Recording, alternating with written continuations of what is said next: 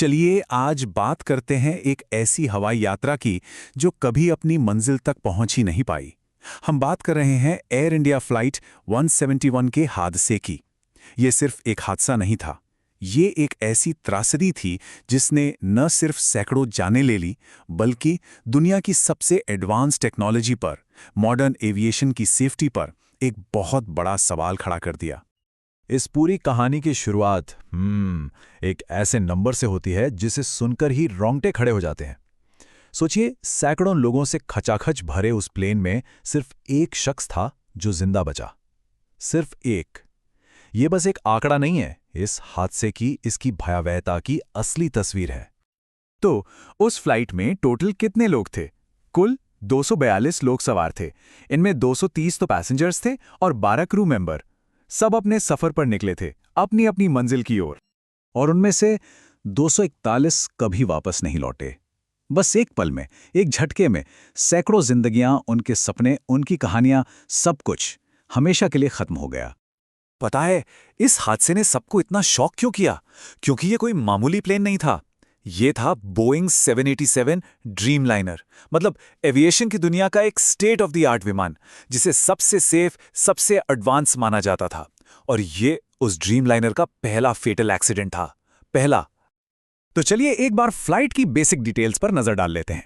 Flight थी air India की AI-171। Aircraft, जैसा हमने बताया, बोइंग 7878 ड्रीमलाइनर। ये फ्लाइट अहमदाबाद से लंदन जा रही थी और तारीख थी 12 जून 2025। और जो बात इस हादसे को मतलब और भी ज्यादा डरावना बनाती है, वो है इसकी टाइमलाइन। सब कुछ इतनी तेजी से हुआ कि यकीन करना मुश्किल है। सोचिए, टेक ऑफ हुआ और सिर्फ 30 सेकंड के अंदर विमान के दोनों इंजन दोनों ने काम करना बंद कर दिया। और 1 मिनट से भी कम टाइम में वो प्लेन एयरपोर्ट के पास ही मेघानी नगर में एक बिल्डिंग से जा टकराया। सब कुछ 1 मिनट के अंदर खत्म। तो सवाल यही है कि आखिर हुआ क्या था?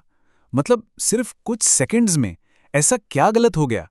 अब हम इस पूरी जांच के सबसे बड़े सवाल, सबसे बड़े रहस्य की तरफ बढ़ते हैं कि आखिर वो 2 पावरफुल इंजन अचानक बंद कैसे हो गए। यही वो $1 मिलियन क्वेश्चन है जिसका जवाब भारत की एयरक्राफ्ट एक्सीडेंट इन्वेस्टिगेशन ब्यूरो यानी AAIB ढूंढ रही है। क्योंकि देखिए, एविएशन की दुनिया में एक साथ दो एडवांस्ड जेट इंजन का फेल हो जाना, ये लगभग नामुमकिन सी बात मानी जाती है। अब इस पूरी गुत्थी को समझने के लिए हमें कॉकपिट के एक बहुत ही छोटे से लेकिन क्रिटिकल पुर्जे को समझना होगा। इसे कहते हैं फ्यूल कंट्रोल स्विच। इसका काम, जैसा नाम से ही जाहिर है, बहुत सिंपल है। अगर स्विच रन पोजीशन पर है तो इंजन को फ्यूल मिलेगा और वो चलेगा, और अगर उसे कट ऑफ पे कर दिया तो मतलब इंजन की फ्यूल सप्लाई बंद। बस एक छोटा सा स्विच, लेकिन यही जिंदगी और मौत के बीच का फासला तय करता है। तो AAIB ने जब फ्लाइट रिकॉर्डर्स का डेटा निकाला तो एक ऐसी बात सामने आई जिसने सबको हैरान कर दिया। रिपोर्ट में पता चला कि टेक ऑफ के ठीक बाद दोनों इंजनों के फ्यूल कंट्रोल स्विच रन से कट ऑफ मोड पर चले गए थे। सीधा सीधा मतलब यह था कि किसी ने या किसी चीज ने इंजनों की फ्यूल सप्लाई ही काट दी थी। लेकिन कहानी में एक और मोड़ आया। अमेरिका की जो एजेंसी है NTSB, जो इस जांच में मदद कर रही थी, उसने एक स्टेटमेंट जारी किया। उन्होंने कहा कि मीडिया में जो भी बातें चल रही हैं वो सब सिर्फ अटकलें हैं, जल्दबाजी में कही गई बातें हैं, और पूरी सच्चाई के लिए इंतजार करना जरूरी है। अब इस रिपोर्ट के बाद तो जैसे सवालों की बाढ़ आ गई। क्या ये कोई इंजीनियरिंग फॉल्ट था? कुछ लोगों ने शक जाहिर किया कि प्लेन की हाल ही में जो मरम्मत हुई थी, शायद उसमें कोई गड़बड़ी थी। और चिंताएं तब और बढ़ गईं जब पता चला कि एक दूसरे एयर इंडिया 787 के इमरजेंसी सिस्टम में भी कुछ प्रॉब्लम आई थी। लेकिन इन सब के बीच वो एक बड़ा सवाल, वो अभी भी वहीं का वहीं था कि AI-171 के कॉकपिट में उन स्विच को कट ऑफ पर किया किसने। यह हादसा सिर्फ एक विमान के क्रैश होने की कहानी नहीं है। इसके बाद जो हुआ उसने पूरे एविएशन सेक्टर में, और कहना चाहिए कि पूरे देश में, एक भरोसे का संकट खड़ा कर दिया।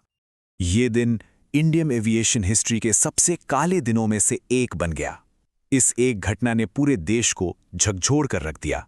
हर तरफ शोक था और गुस्सा भी।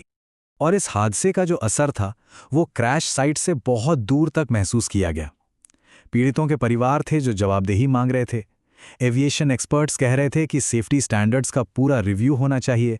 और आम लोग, वो बस इतना चाहते थे कि जांच में पूरी पूरी पारदर्शिता हो। जाहिर है, जब पब्लिक प्रेशर इतना बढ़ा तो सरकार को भी सामने आना पड़ा। भारत के जो सिविल एविएशन मिनिस्टर थे, उन्होंने एक ऑफिशियल बयान दिया।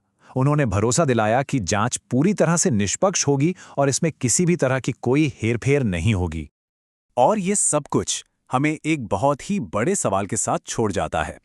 जब हमारी सबसे एडवांस टेक्नोलॉजी, हमारी बनाई हुई सबसे बेहतरीन मशीनें इस तरह से फेल हो जाती हैं, वजह चाहे इंसानी गलती हो, कोई मैकेनिकल फेलियर हो या कुछ और, तो आखिर में जिम्मेदार कौन होता है? जवाबदेही किसकी बनती है?